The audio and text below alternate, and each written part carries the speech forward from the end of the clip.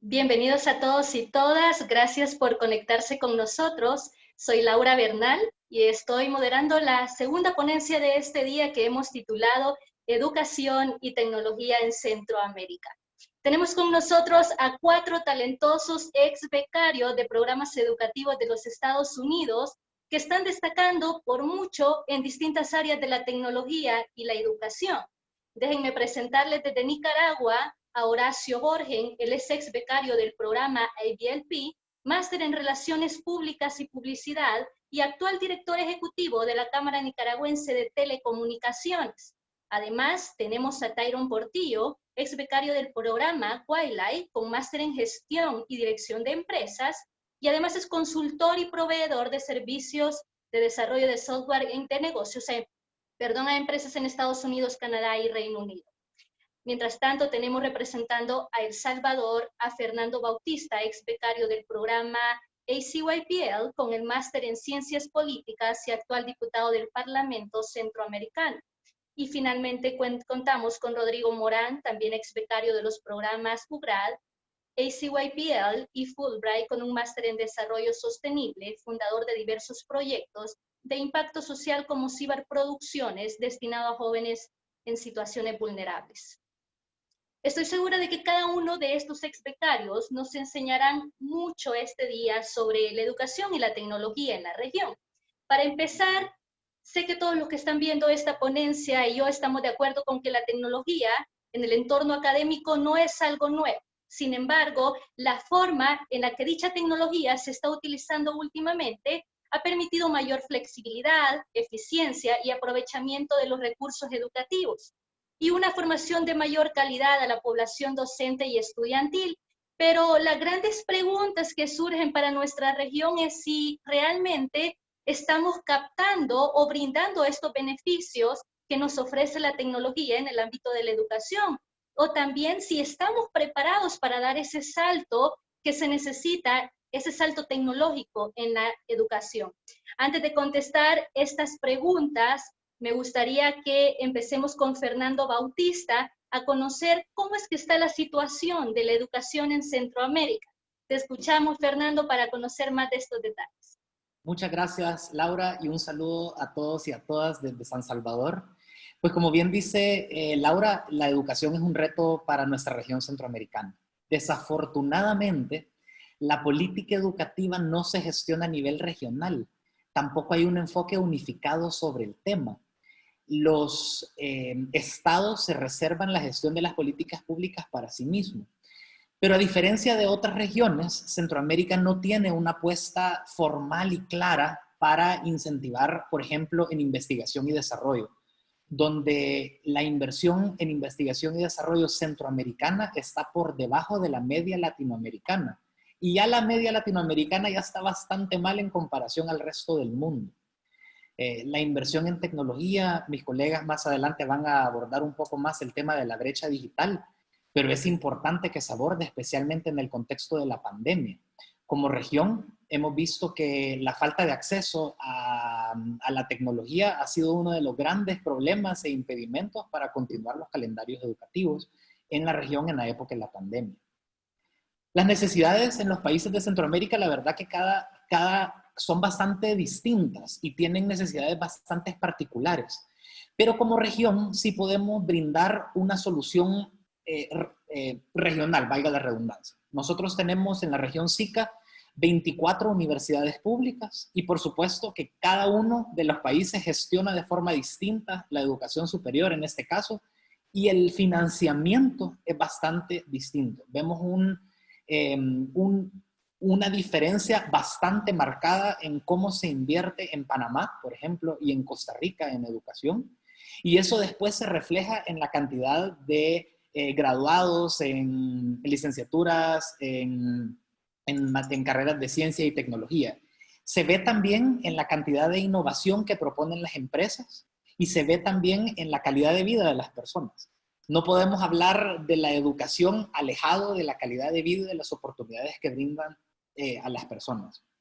Nosotros en Centroamérica tenemos un aproximado de 52 millones de habitantes y una extensión territorial similar a la de España.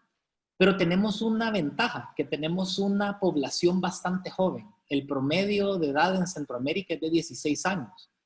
¿Qué nos dice eso? Que tenemos una población que en su gran parte está en las escuelas, en los colegios y en las universidades, o debería de estar. Y es ahí donde nosotros tenemos que entrar con políticas regionales y nacionales para fomentar primero el acceso a la educación desde sus distintas necesidades, la movilidad académica en la región. No podemos seguir pensando en ser competitivos con el resto del mundo cuando nos atomizamos a la hora de crear o gestionar las políticas públicas. Si nosotros, por ejemplo, utilizamos el modelo europeo de movilidad académica con las becas Erasmus, por ejemplo, donde los ciudadanos de un país, sin importar la nacionalidad, podían acceder a becas, a programas de estudio en otro país, pues obviamente las oportunidades se nos multiplican y sí podemos ser competitivos con el resto de potencias en Latinoamérica. Y por supuesto, una inversión mínima en la región que hoy por hoy no tenemos. La inversión en investigación y desarrollo es menos del 1% en los países de Centroamérica, pero sí vemos que hay países que sí le apuestan a la educación desde distintas formas. En El Salvador, les voy a compartir este dato para cerrar este segmento. El presupuesto de la Universidad de El Salvador para 2021 es un poco menos de la mitad del presupuesto asignado para el Ministerio de Defensa. Es decir, las prioridades están claras en presupuesto. Si nosotros seguimos la plata, si nosotros seguimos el financiamiento, vemos que en las políticas públicas, por lo menos en el estado de El Salvador, para el año 2021 no está en prioridad la educación superior y eso es preocupante. Distinto... Sí, Fernando, es interesante precisamente los datos que nos brindas, porque es evidente que los gobiernos de la región, a excepción de Costa Rica, ya lo mencionabas, y Panamá, pues no están destinando suficiente dinero a la educación. Entonces, ese binomio entre educación y tecnología es un poco complicado hablar de él cuando no hay políticas y sobre todo no hay inversión en este rubro. ¿Crees tú, según los datos que manejas, que es realmente una actualización de la educación tomando en cuenta este panorama? ¿Crees tú que realmente se está capacitando a la gente? Ya lo decías tú que menos del 1% de fondos, pero ¿crees tú que con este panorama es posible? Pues es bastante complicado y lo que hemos visto en Centroamérica es que la mayor parte, por ejemplo, en la formación de los docentes, se invierte mucho en el área tecnológica, que sepan utilizar las herramientas para conectarse con sus estudiantes. Pero se invierte muy poco y se hace poco énfasis en pedagogía en entornos virtuales. Es decir, cómo cambia la interacción del docente con el estudiante, que antes era el docente hablando, dando su cátedra, ahora ya estamos en un entorno virtual donde es colaborativo, donde todos aprendemos de todo y aprendemos haciendo, aprendemos solucionando problemas. Y para eso tenemos que cambiar el enfoque de la educación. El día de hoy, el Parlamento Centroamericano, justo la institución en la que trabajo, aprobó la creación de una agencia centroamericana espacial y un programa espacial para Centroamérica. Y un colega me llamó y me dice, mira, Fernando, pero ¿qué están proponiendo? Un programa espacial en Centroamérica, que eso, pues hay otras prioridades. Es que mírele, usted probablemente está imaginándose que el día de mañana vamos a tener a un centroamericano en la luna, y no es eso. Es que en 20 años, en 30 años, tengamos una masa crítica de jóvenes preparados en ciencia, en tecnología, en matemática, en todas las destrezas que necesitamos para acceder a otro tipo de empleos y a otro tipo de oportunidades. El Foro Económico Mundial habla en uno de los 12 pilares de la competitividad, habla precisamente de la educación y la educación superior, porque no podemos separar la educación de la calidad de vida y del futuro que queremos construir para nuestra población.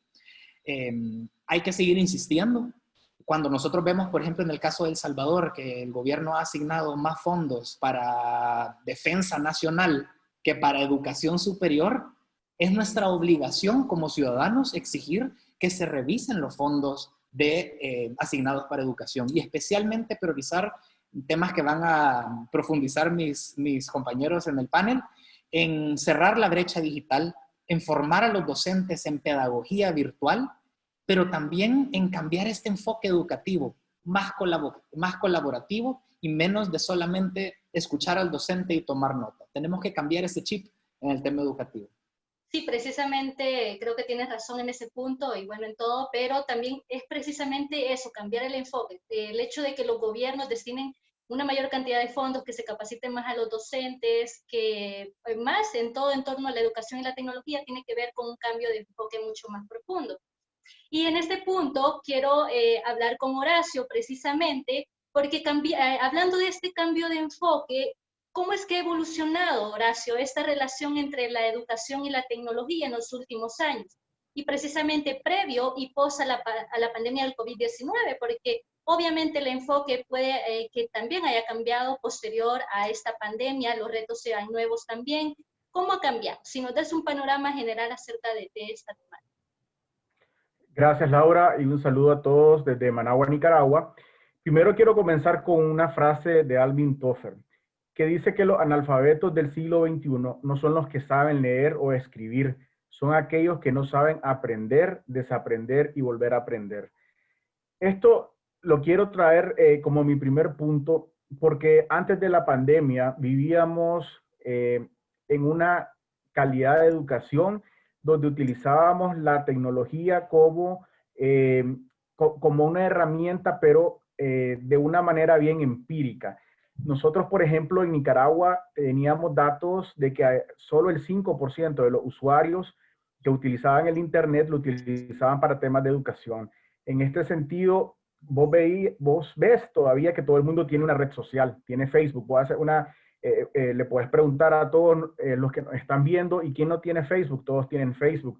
Pero, por ejemplo, yo les pregunto cuántos tienen Duolingo, cuántos tienen edX o cuántos tienen Coursera. Entonces, en ese sentido, necesitamos evolucionar y, por ejemplo, antes de la pandemia, ¿cuánto usábamos Zoom? ¿O cuánto usábamos Google Meet o Microsoft Teams? Esas herramientas, esas plataformas ya existían. Lo que pasó con Zoom fue, creo yo, más bien un golpe de suerte de lo que comenzó a utilizarse, pero hoy en día todas estas plataformas que te mencioné te ofrecen las mismas capacidades que Zoom. Entonces, ¿qué es lo que tenemos que hacer nosotros? ¿Dónde comienza el reto de los usuarios? Por tener una alfabetización digital. ¿Qué es una alfabetización digital?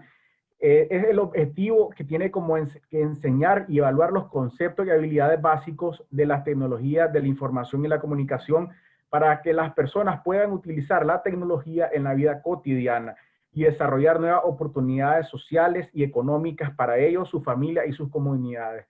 Entonces, esa alfabetización digital es algo que nosotros tenemos que llevar y que fortalecer. Nosotros como exbecarios tenemos ese compromiso de habernos ido a preparar a Estados Unidos y devolverle a las comunidades, devolverle a todo nuestro entorno.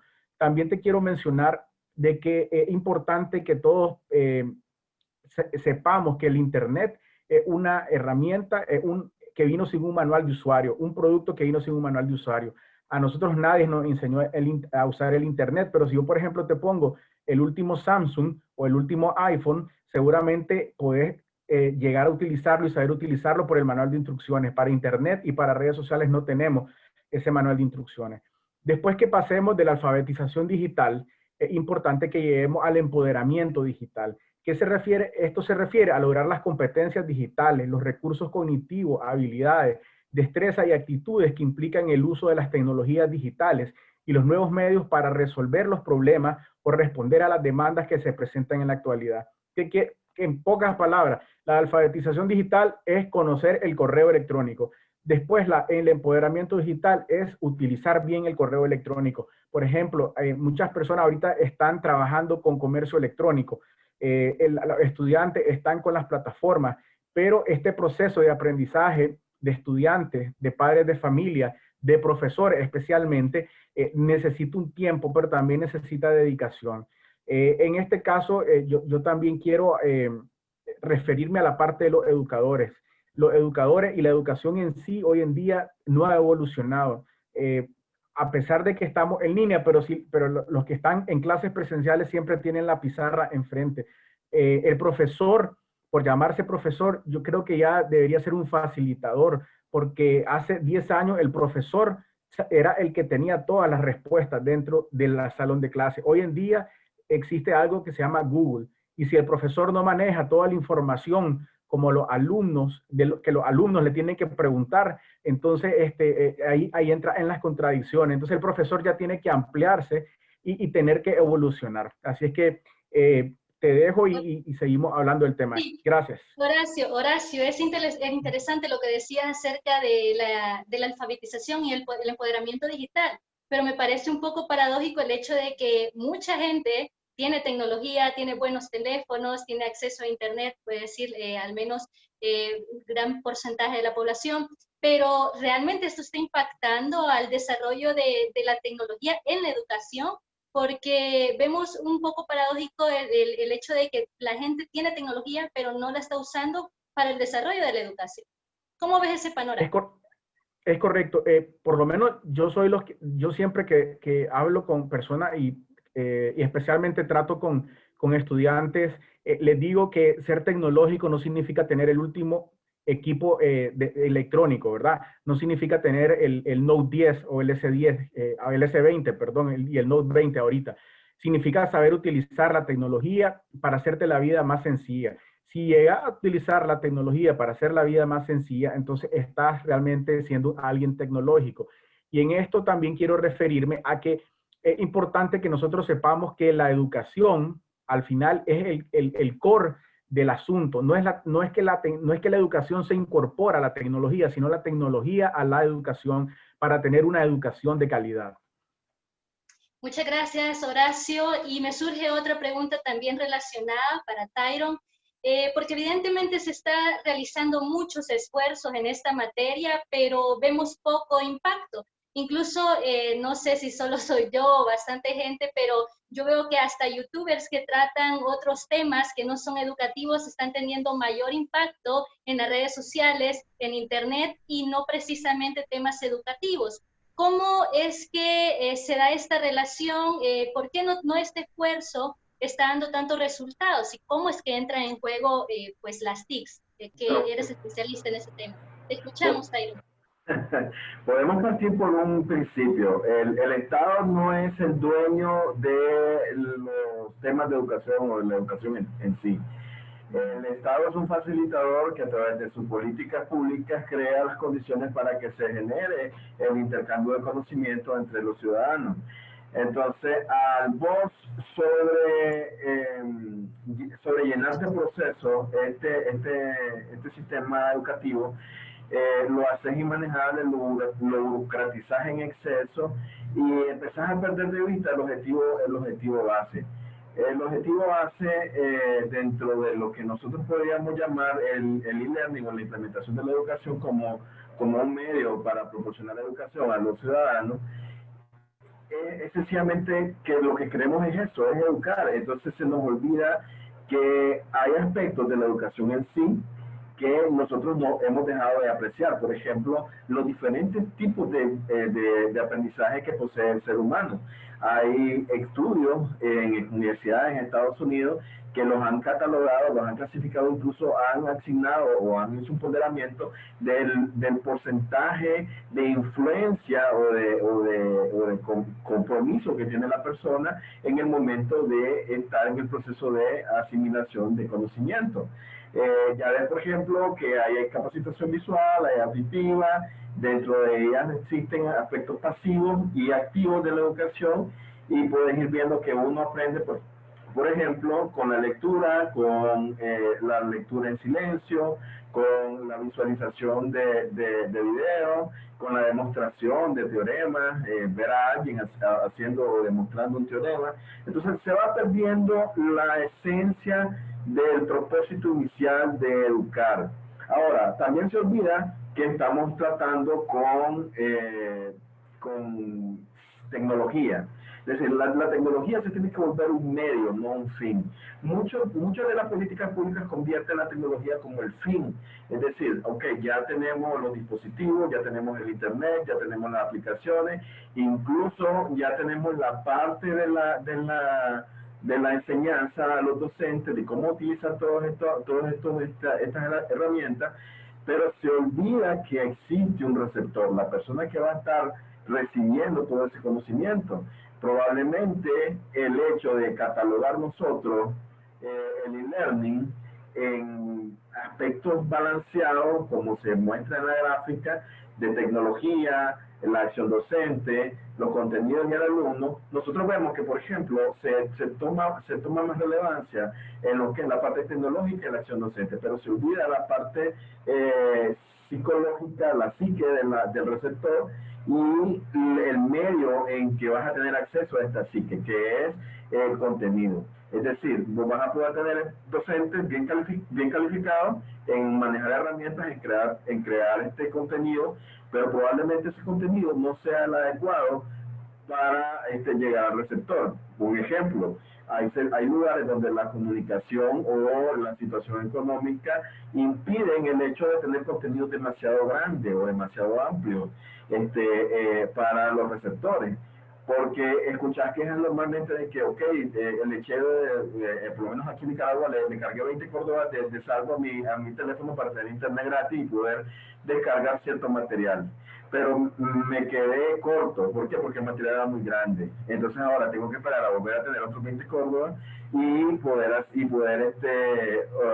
ahorrar y poder cargar más minutos para tener saldo para poder descargar contenido. Entonces, se pierde ese balance. Entonces, los expertos por eso hacen esta diagramación, un triángulo equilátero. Ellos te dicen, tenés que tomar en consideración todos estos aspectos, pero a la vez tenés que balancear para obtener un mejor impacto. ¿Qué sucede?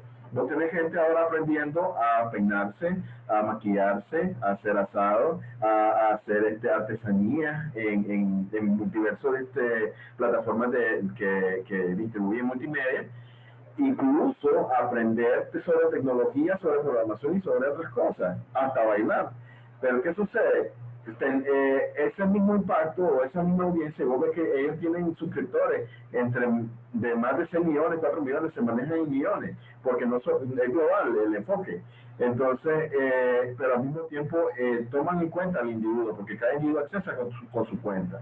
Entonces, vos ves cuál es el exceso de burocratización y de no balancear correctamente los aspectos del e-learning, te llevan a que las personas estén educándose de otra manera o aprendiendo cosas que no solamente le sirven a ellos, sino que probablemente no les sirvan a nadie más.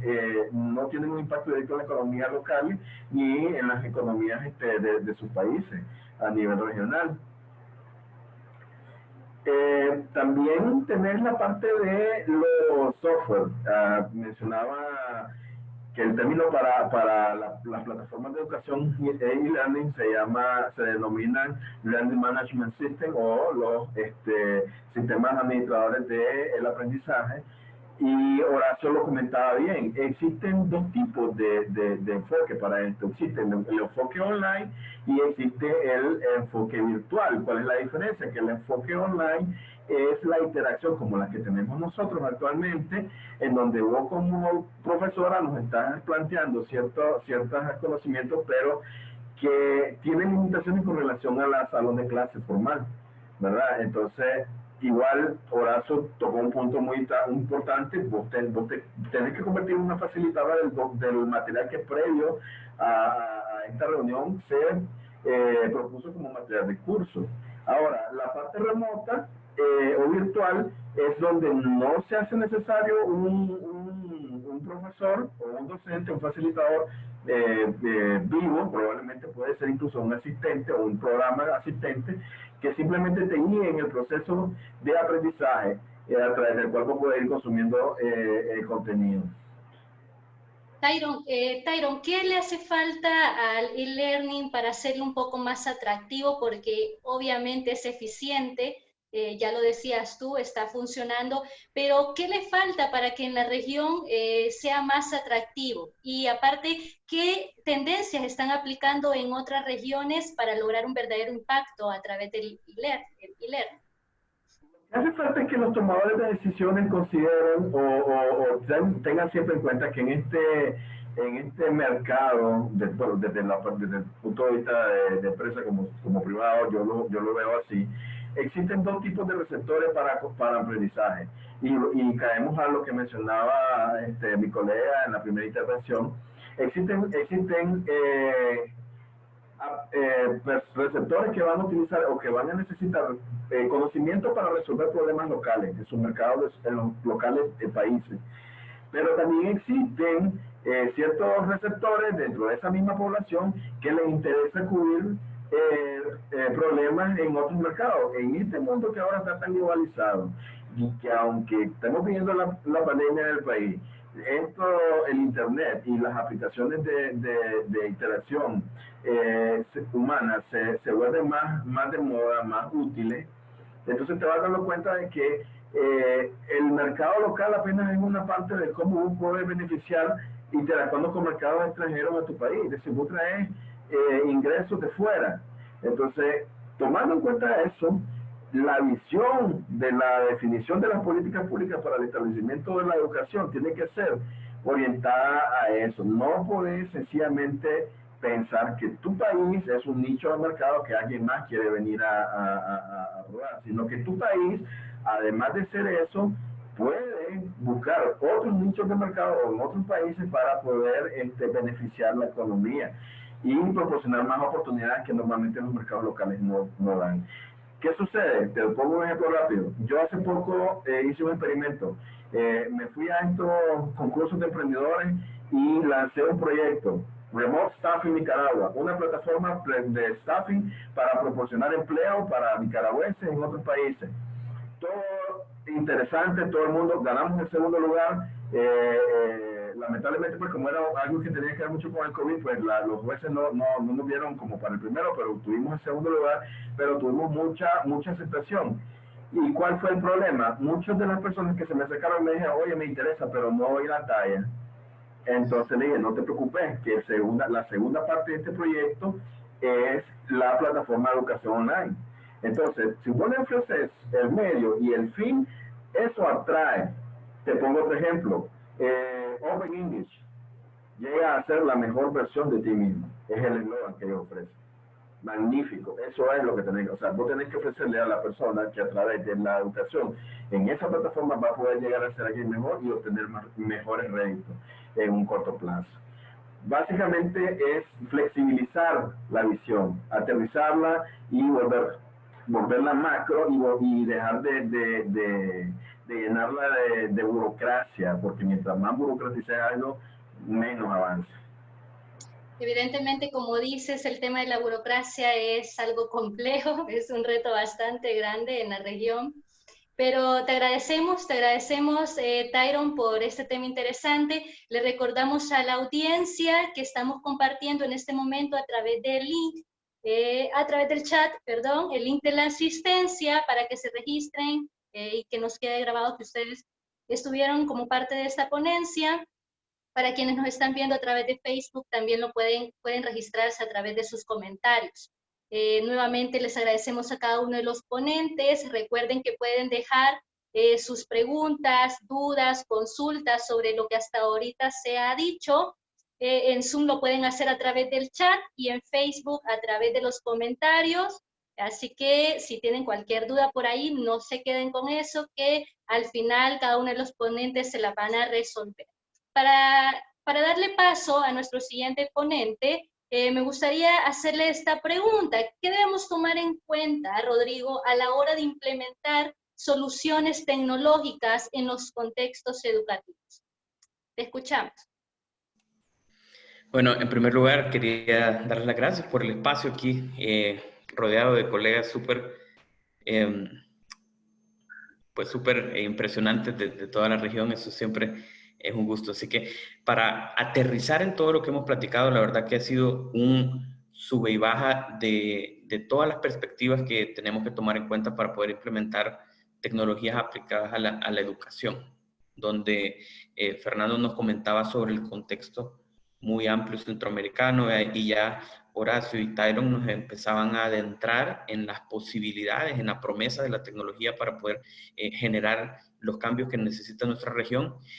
Y ahora yo voy a tratar de aterrizar un poco en realidad para que podamos al final de cuentas tomar los pasos adecuados para democratizar el tema de la educación en la región.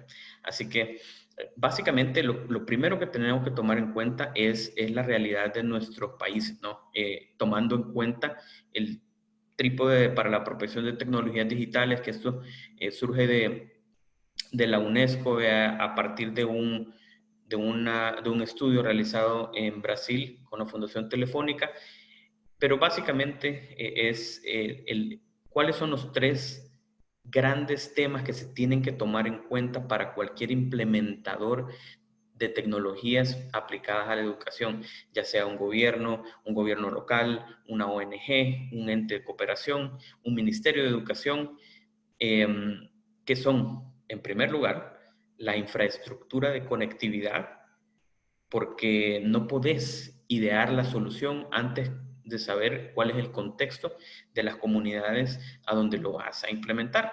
¿Y qué implica hablar de la infraestructura de conectividad? Estamos hablando desde lo más básico, que es la red eléctrica. En muchas localidades de nuestros países no hay ni siquiera un acceso permanente a la red eléctrica, así que de entrada se nos caerían muchísimas intervenciones que dependan de eso, ¿no?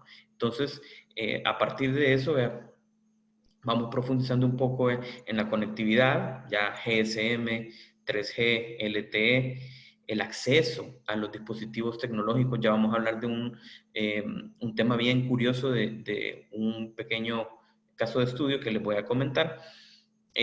Luego vamos a las capacidades técnicas. Ya mencionaban los colegas previamente sobre el alfabetismo digital. ¿Y qué implica esto? Las competencias digitales de información para la comunicación, la seguridad, la resolución de problemas a partir del uso de las tecnologías. Y por último, y no menos importante, es el tema de políticas públicas. Es lo que mencionaba Fernando al principio. Si no tenemos un marco conceptual, un marco jurídico, no solo a nivel local, sino que regional, creo que esa es la verdadera apuesta para que podamos tener una hoja de ruta de implementación de tecnologías digitales para la educación, porque si no, estamos tirando flechazos al aire. Así que, bueno, si continuamos con los 2 aspectos importantes a partir de esto que acabamos de hablar, y vamos a resumir el tema de políticas públicas con lo que acabamos de mencionar, ¿verdad? Y lo que ya había mencionado Fernando, pero enfocándonos un poquito más en el tema de infraestructura, lo que tienen que hacer es cumplir unos propósitos bien específicos, ¿verdad? El tema de cobertura, ¿qué implica esto? Es la capa más básica donde existe infraestructura para el establecimiento de redes de telefonía e internet. Las personas tienen acceso a dispositivos tecnológicos como computadoras, tablets o teléfonos celulares, y hago énfasis en este último porque pues con toda claridad podemos decir de que el acceso a dispositivos más complejos, computadoras, tablets, es muy, muy, muy reducido, pero el celular es rey. El celular está presente de forma muy, muy amplia en toda la región, según el índice de conectividad, diferentes índices de conectividad, estudios de iLifeBelt, por ejemplo, es una empresa guatemalteca que siempre saca una información súper relevante al respecto. El celular es rey, así que ya vamos a hablar sobre la promesa del celular. Pero bueno, el servicio y el uso también es la siguiente como etapa, ¿no? Ya para poder, habiendo tenido una infraestructura digital, una infraestructura básica de conectividad, hay que garantizar que el servicio sea constante, que haya más de una opción para contratar servicios de telefonía e internet, ya que la competitividad en la provisión de estos servicios es relevante y muy, muy, muy relevante, diría yo, para poder democratizar el uso en las poblaciones que no tienen acceso a muchos recursos financieros, ¿no? Y por último, el acceso real, a que todo esto que he hablado anteriormente se traduzca en un uso real. Por ejemplo, ¿a qué nos referimos con esto? Puede que en el hogar exista una computadora o un teléfono celular, pero que la brecha de uso, ya sea por edad, por género, por discapacidad, no permitan que las personas que más lo necesitan accedan a estos recursos, ¿no? Vemos que a partir el caso de estudio que les comentaba, que básicamente es un análisis de comunidades rurales en El Salvador, donde fuimos a identificar cuáles eran estos dos contextos, ¿no? El de infraestructura y el de capacidades tecnológicas. Veíamos como todavía habían mujeres que dependían de que les permitiese su pareja utilizar el teléfono celular para acceder a Internet. Entonces ahí es donde hablamos de acceso real y las brechas de uso que existen y que son el género, la edad, las discapacidades y otras. Y la segunda dimensión, a que no voy a profundizar mucho porque ya la cubrieron de alguna forma en general nuestros colegas antes, que es las capacidades. O sea, si tenemos infraestructura, pero no tenemos capacidades, entonces en realidad ahí se traba el proceso de adopción y apropiación de tecnologías digitales y particularmente para el ámbito educativo eso se vuelve más clave. Porque, como decía Horacio, o sea, si vos puedes tener un teléfono e incluso un teléfono pues, de gama media, gama alta, y las aplicaciones que vas a tener usualmente van a ser las mismas. Vas a tener Facebook, vas a tener Instagram, pero no vas a tener aquellas aplicaciones que probablemente te harían la vida más sencilla. Y volviendo al ejemplo que les comentaba, muchos de los hallazgos nos llevaron a esto. El celular estaba muy bien manejado por las comunidades, incluso con niveles de alfabetización muy bajos, pero el uso que se le daba era eminentemente para la comunicación. No hay como un cambio de switch que permita a las comunidades y a los usuarios en general darse cuenta del potencial y por eso decía la promesa del celular, o sea, de todo lo que se puede hacer con el teléfono móvil, ya que pues más allá del teléfono móvil, vea las competencias digitales nos llevan a aspectos de alfabetización informacional, cómo gestionar lo que consumimos en Internet como verdadero o falso, la comunicación, la colaboración, la creación de contenidos digitales, la seguridad y todo lo que implica, ¿vea? Este tipo de intercambios en línea y la resolución de problemas. O sea, si no ocupamos estas habilidades, si no conjugamos todas estas habilidades con la creación de contextos digitales, infraestructuras adecuadas, entonces no estamos yendo a ningún lado.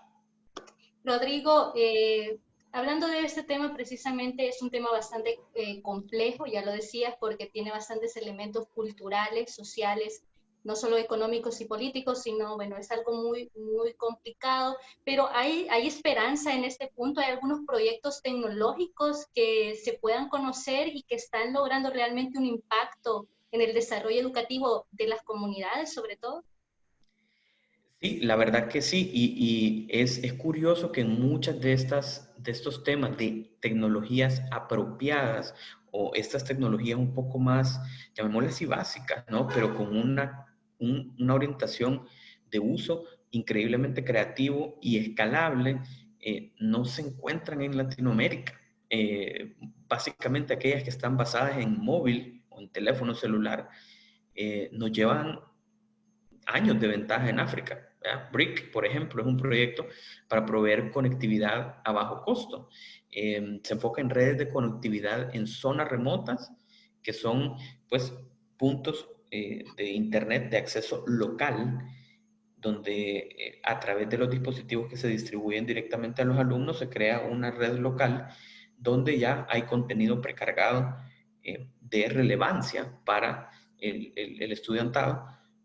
Y así se genera, o sea, se reducen las brechas que puedan existir en términos de conectividad por estar en una zona rural. Este es un proyecto que es altamente replicable y relativamente sencillo.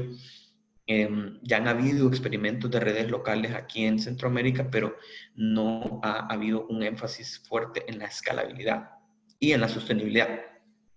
Y otro ejemplo sencillo es el de Open Broadcaster, ya que si me da a gestionar la siguiente slide, es un gestor de programación automático para radio y televisión. ¿Y por qué elegí este ejemplo específicamente? Es porque, si se dan cuenta, muchísimos de los gobiernos, no solo en Centroamérica, sino que a nivel global, han vuelto a utilizar la televisión educativa y la radio como medios importantes para difundir contenido educativo.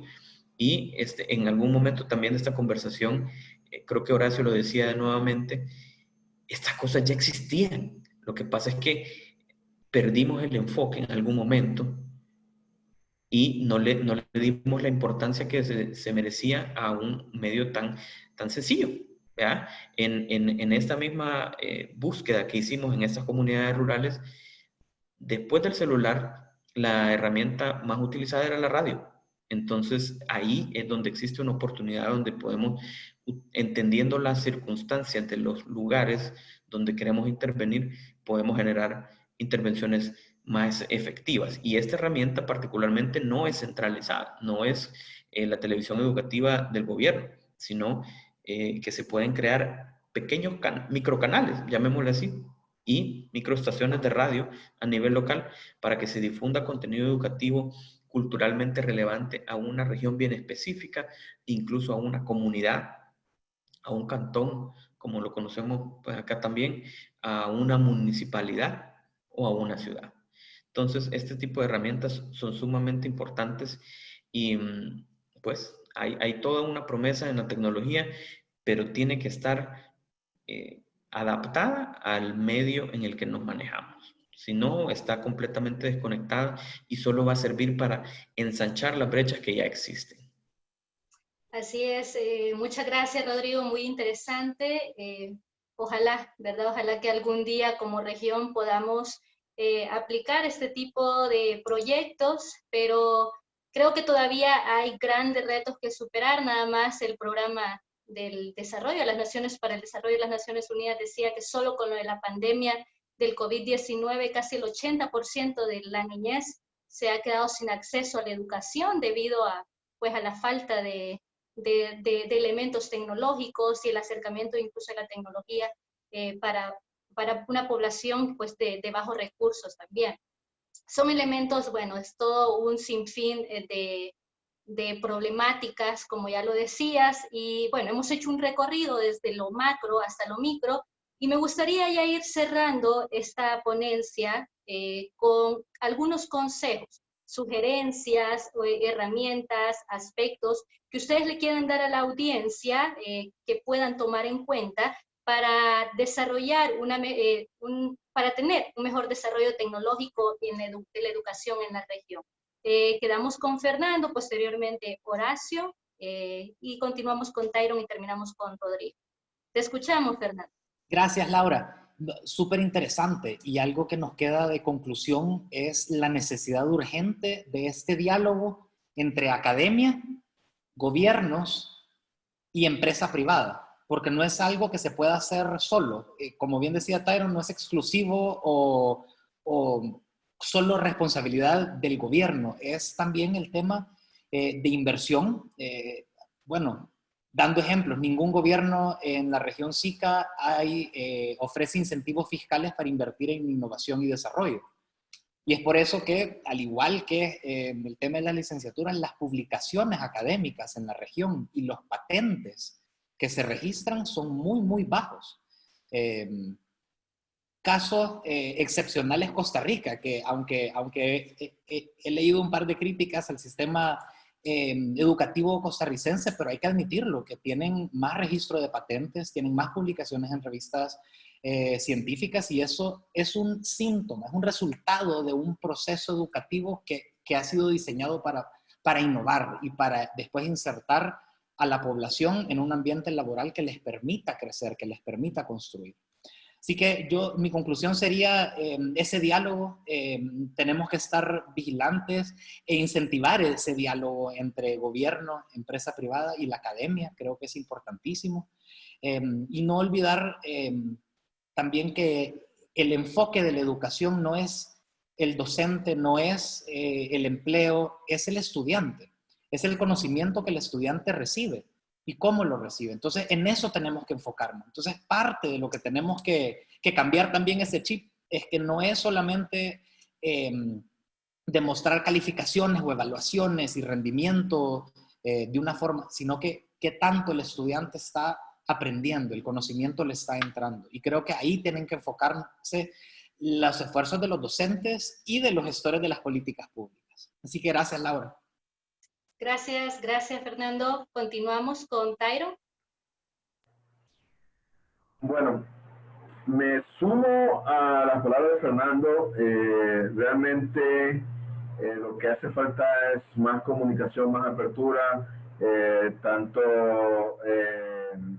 desde el punto de vista del mercado, ¿verdad? Como en lo que es la interoperación entre los países a nivel centroamericano. Por ejemplo, solo por un dato histórico. Mi tesis para recibirme como ingeniero en computación fue el realizar el software que permitía la evaluación de los planes de estudio para el SICAR a nivel centroamericano. Entonces, fuera de mi tesis, y se certificaron y se validaron regionalmente muchos planes de estudio, pero yo fui tutorado por la doctora Maricela Quintana para ese entonces, estamos hablando del 2002, y desde el 2002 para acá, fuera de mi tesis, no he conocido de otro proyecto que permita la validación de los planes de estudio para que sean homologados y para que los títulos, para empezar, sean reconocidos en todos nuestros países. Por ejemplo, que cuando el SICA se creó y cuando apareció el tema del SICAR, fue una iniciativa que a mí me llamó mucho la atención. Tenía mis 22 años por aquel entonces, y fuera de eso no conocí otra aplicación, no conocí otra herramienta que te facilitara eso. Un ejemplo. Entonces, ¿qué está pasando con la gente que oferta planes de estudio? ¿Qué pasa? O sea, no se aperturan al mercado. Ahora, el mercado no es solo el mercado nacional, es el mercado regional y global. Entonces, nosotros no tenemos por qué, o el gobierno no tiene el derecho de cortar o de cortar, limitar la visión que tenga el ciudadano de que hacia dónde quiere educarse. Por ejemplo, y traigo a colación el ejemplo que mencionó Fernando, si yo quiero ser astronauta de niño, ¿por qué me tengo que ir a otro país para poder hacer mis estudios? Yo puedo perfectamente, si no es en mi país, en algún país de la región centroamericana donde compartan muchos aspectos culturales, en donde yo pueda formarme para poder participar o ser partícipe de ese tipo de... Entonces, no limitar, no cortar la aspiración del receptor. Pensar en el triangulito del e-learning, que se aplica mucho en la educación, es un triángulo equilátero. Tiene que haber un balance entre tecnología, el receptor, la metodología o pedagogía y el contenido. Por ejemplo, no podemos venir y como tenemos mucho éxito en la educación superior, vamos a implantar ese mismo esquema en la educación primaria y secundaria. No funciona porque son dos mentalidades completamente diferentes. Entonces yo tengo que adaptar mi contenido y la forma como transmito ese contenido hacia el receptor según sus capacidades mentales. Entonces se pierde mucho. A las personas que generan este tipo de proyectos, yo los animo. Ahora, creen foros, permitan que las personas digan qué es lo que sienten. Y hagan ese ejercicio, se van a dar cuenta de un montón de cosas de la táctica a la práctica, el paso es bastante pequeño. Muchas gracias. Okay. Muchas gracias. Horacio, te escuchamos. Gracias, Laura. Primero quiero hacer un énfasis en que la educación online, la educación en línea está para quedarse, al igual que el home office. Algo que tenemos que estar todos empaparnos de esa realidad. En este sentido, padres, alumnos, docentes, de manera general tenemos que convivir con eso y prepararnos para eso. ¿Cómo es prepararnos? Bueno, ser curiosos con la tecnología, googlear, esa frase tan utilizada, googlear, aprender en YouTube. Hay muchísimo material para poder, digamos, tener todas esas herramientas. Después tenemos que nosotros que como ciudadanos, y especialmente a mí siempre me encantó la idea de este congreso, porque nosotros en Centroamérica somos tan pequeños que debemos de estar unidos. Y en ese sentido nosotros debemos de compartir conocimiento aquí en Nicaragua, pero también de manera regional. Nosotros estamos mal acostumbrados y creemos que cuando tenemos el conocimiento, tenemos información, entonces eso es poder y nos hace crear esa envidia. Entonces la tecnología nos permite poder transmitir ese conocimiento y lo debemos de hacer. Por otro lado, también creo que debemos de aprovechar los cursos en línea gratuitos. Estuve leyendo muy interesante todo lo que han puesto en el chat. Por ejemplo, estaba viendo en Costa Rica un programa de 50,000 becas para Coursera. Y en esto me llama la atención y quiero hacer énfasis también en que Coursera, edX, Google tienen academia y tienen programas de curso en línea gratuitos. Uno paga al final el certificado, que puede ser desde $30 hasta $50. Sin embargo, si uno no quiere pagar el certificado, simplemente se queda con el conocimiento. Tenemos que aprovechar todo lo que está gratuito y está a nuestro alcance. Las aplicaciones que le dije, por ejemplo, como Duolingo, como Khan Academy, todo eso te fomenta ese aprendizaje, tanto como les digo, docentes, padres de familia, alumnos y de manera general todo el que quiera aprender. No seamos, quitémonos ese paradigma, me gustó esa palabra también que leí, ese paradigma de que solo lo que cuesta es lo que vale. Al final el conocimiento vale mucho y lo que podamos poner en práctica. Y solo quiero cerrar diciendo que realmente todos creemos que la educación es un proceso que culmina en un evento. Ese evento normalmente es una graduación, pero en realidad es que la educación es un proceso sin fin, es un aprendizaje a lo largo de la vida. Muchísimas gracias a todos. Gracias, Horacio. Rodrigo, cerramos contigo. Gracias, Laura. Como dice Horacio, en realidad todas estas tecnologías y todas estas innovaciones, los cambios culturales están aquí para quedarse y es de aprovechar esta situación para poder acelerar estos procesos.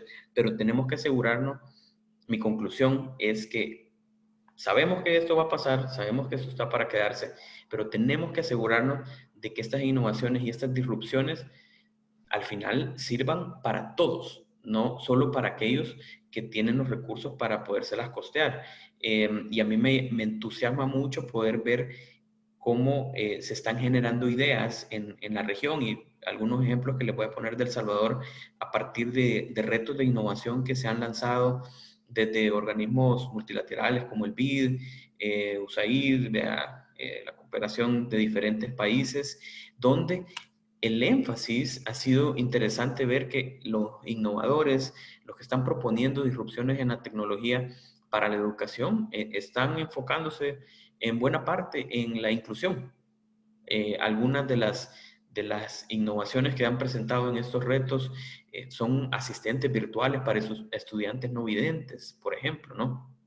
Donde puedan tener acceso a contenidos en audio. Y que sean pues amigables a su condición y por ejemplo a la formación en habilidades blandas también, que sabemos que es una parte bastante olvidada en los sistemas tradicionales educativos de nuestra región, tutorías virtuales y también un tema que va a revolucionar todo el ecosistema educativo, que es el de las certificaciones. Como decía Horacio, en realidad ya no es solo aquella universidad súper prestigiosa la que me va a dar el certificado que yo necesito para poder acceder a un empleo, sino que ya este tema se va a transformar por completo y las certificaciones como las que está incursionando Platzi o Coursera o Google ya está incursionando fuertemente en el tema de certificaciones, que ya es la empresa la que dice quién es el bueno en qué. Esas son las cosas que van a cambiar para bien o para mal de las instituciones que existen ya.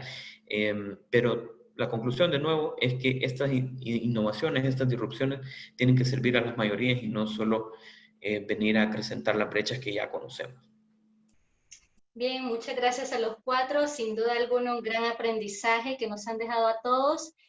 Hay mucha que discutir todavía, como decía Fernando, esto solamente es un granito de todo lo que podemos pasar toda la noche discutiendo al respecto, pero pasemos a la sección de preguntas y respuestas. Empecemos con Fernando, dice Oscar Sanz de Costa Rica. Dentro de los proyectos impulsados como integrante del Parlacen, ¿tienen algún proyecto encaminado a capacitar a los docentes de las escuelas públicas en cuanto a la tecnología y poder tener una mejor enseñanza a los niños y jóvenes? Muchísimas gracias por la pregunta y desafortunadamente un enfoque o una respuesta regional no lo hay. Vemos que hay países que le apuestan a un tipo de tecnología con ciertas plataformas de ciertas marcas y otros por otro. Pero creo que también hay que hacer un énfasis, que cuando hablamos de tecnología no solamente es Internet también, ¿verdad? En Guatemala, por ejemplo, la continuidad del calendario escolar se apoyó también en El Salvador en la televisión abierta, por ejemplo, o en radios. He estado leyendo que varias radios comunitarias están dando. Entonces, desafortunadamente el enfoque para apoyar esto ha sido diferenciado en los países, no ha habido algo regional. ¿Qué es lo que sí se está haciendo? Sí se están ayudando y apoyando decisivamente la internacionalización de las universidades, de las instituciones de educación superior, con redes de pares, redes de expertos entre las mismas universidades y, por supuesto, apostándole a crear esta integración académica en la región, que mi título en El Salvador me sea útil en Panamá o en Guatemala o en Nicaragua, donde yo quiera encontrar una mejor oportunidad. En eso sí estamos trabajando y creo que ese sí puede ser un aporte del sistema de la integración regional. La acreditación, el aseguramiento de la calidad y la movilidad académica. Ok, muchas gracias. Pasamos con Horacio, una pregunta de Diana Pineda. Ella dice, ¿qué tips o recomendaciones nos pueden dar para aquellos alumnos jóvenes que utilizamos aplicaciones como TikTok, pero cuando se les indica que busquen información en páginas, hacen referencia, cuando los alumnos utilizan aplicaciones como TikTok y cuando se les indica que busquen información en páginas, hacer transferencias bancarias o buscar información en plataformas de gobierno electrónico, no encuentran nada? Esta pregunta, difícil. Yo soy sinceramente enemigo de TikTok. Yo quisiera que se bajara 1000 veces o la cantidad de bajadas de TikTok sea igual de Duolingo, de Khan Academy o de edX. Yo sinceramente creo que la investigación, hablando con docentes universitarios aquí en Nicaragua, existe una brecha bien grande y un déficit bien grande de cómo los alumnos de secundaria entran a la universidad y carecen de las habilidades para buscar. Porque también el Internet, como te digo, es una herramienta tan grande, tan poderosa, pero también hace que los alumnos se confíen y usen mucho el copy-paste. Entonces, en ese sentido, está, como les decía, la forma es facilitar el docente para que los estudiantes no usen ese copy-paste y puedan digamos, tener un pensamiento crítico. La tecnología también te da esa facilidad del pensamiento crítico. Existen cursos también, ahí me gustó que lo mencionaran, por ejemplo, de Design Thinking, para poder estructurar todas nuestras ideas, todos nuestros proyectos. Entonces, el reto ahí es del estudiante, pero también del docente, de cómo puede motivar al estudiante para que realmente la investigación sea una investigación precisa. Gracias. Ok, bueno, estamos contra el tiempo. Lamentablemente no vamos a poder contestar las otras dos preguntas. Solamente las leo rápido. Para Tyron es sobre cómo ven el rol de la empresa privada en este tema de la educación, cómo hacer un vínculo, cómo involucrar a la empresa privada para que participe en el tema de la educación digital. Y para Rodrigo es qué estrategia seguir para implementar educación a distancia en países donde no existen las estructuras mínimas de acceso a Internet ni dispositivos inteligentes. Lamentablemente nos comió el tiempo. Para quienes preguntaron, nuestros panelistas se los pueden responder a través de los comentarios o si no les pueden escribir también a través de sus correos o a través de nuestras plataformas virtuales para que ellos les envíen las respuestas. Bueno, les agradecemos a todos los ponentes nuevamente. Y les agradecemos sobre todo a ustedes por haberse conectado a nuestra ponencia. Esperamos que sigan aprendiendo mucho y les mandamos un abrazo a todos. Cuídense mucho y hasta la próxima. Hasta la próxima. Gracias.